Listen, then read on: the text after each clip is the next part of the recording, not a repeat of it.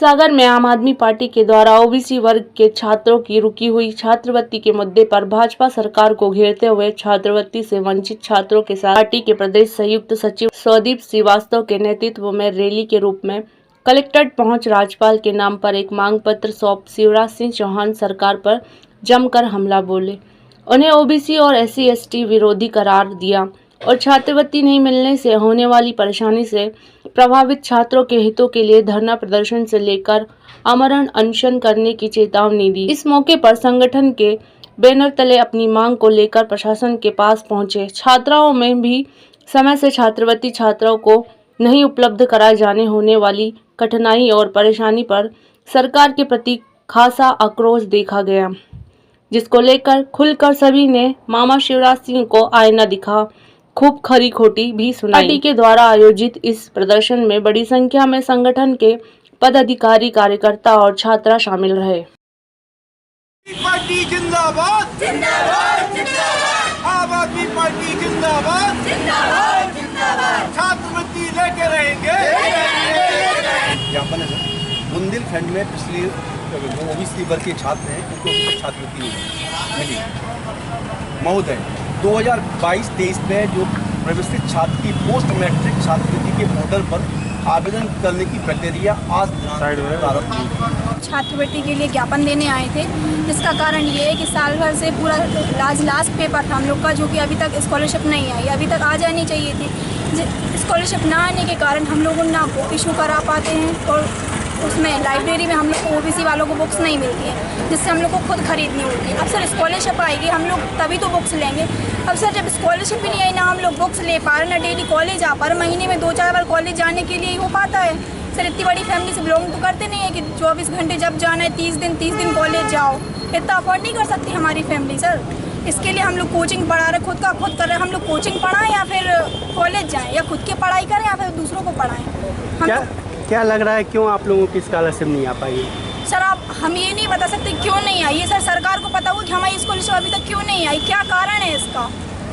क्या मांग कर रहे हैं? बजट नहीं बचा है कि हम लोग की स्कॉलरशिप दे सके। 2-2 साल की स्कॉलरशिप रुकी है, क्या कारण है इसका।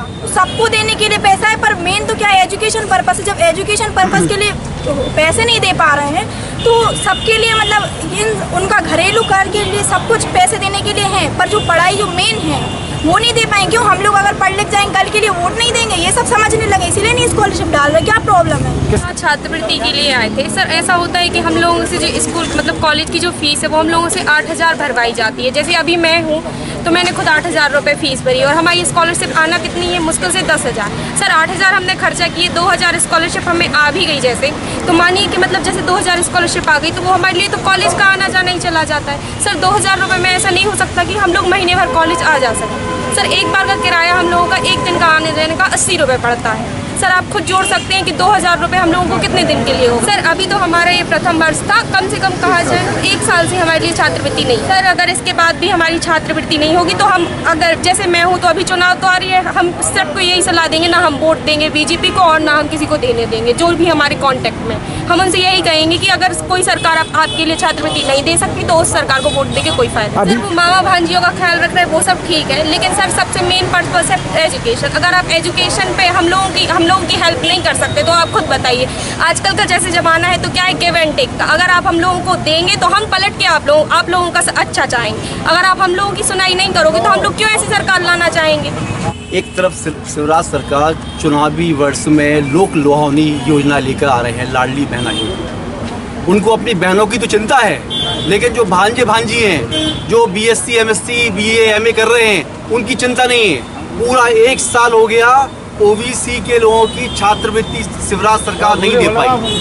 अपने आप को वो ओबीसी का नेता बोलते हैं, अपने आप को वो ओबीसी का मुख्यमंत्री बोलते हैं। जिस देश का प्रधानमंत्री ओबीसी हो, जिस प्रदेश का मुख्यमंत्री ओबीसी हो, उन छात्र छात्राओं को बड़ी धूप में 42 डिग्री टेम्परेचर में संघर्ष करना पड़ रहा है। ये कौन सी राजनीति है? आप लाडली बहना नहीं जीजा योजना चलाओ, लेकिन कम से कम बच्चों की स्कॉलरशिप का तो ध्यान रखो। ये बेचारे बच्चे अपनी बुक्स भी नहीं खरीद पाते हैं, इनके माँ बाप ने सूद पर पैसा लेकर इनकी पढ़ाई करवा रहे हैं और वो ब्याज के रूप में 10,000 रुपये मिलता है, वो 10,000 वो ब्याज के रूप में दे देते। तो मेरा कहना ये है शिवराज सरकार से कि आप भैया सबका ध्यान रख रहे हो, सबसे पहले इन बच्चों का जरूर ध्यान रखो। पूरा 1 साल निकल गया है, इनकी छात्रवृत्ति, इनका पोर्टल आज भी नहीं खुला, जबकि 1 साल पहले पोर्टल खुल जाना चाहिए। पूरे बुंदेलखंड में लगभग 5 लाख रजिस्टर्ड बेरोजगार रजिस्टर्ड है ये लोग कॉलेज में, जो अध्ययन लेते हैं, रजिस्टर्ड नहीं अध्ययन लेते हैं 5 लाख लोग। उसके बावजूद भी शिवराज सरकार को ये गलतफहमी हो गई है, यदि हमने इनकी छात्रवृत्ति दे दी और इन्हें किताबें खरीद ली तो ये पढ़ लिख जाएंगे और हमें वोट नहीं देंगे। तो ये उनको अनपढ़ बनाना चाह रहे हैं इनके लिए कि सिर्फ इनको डिग्री मिले।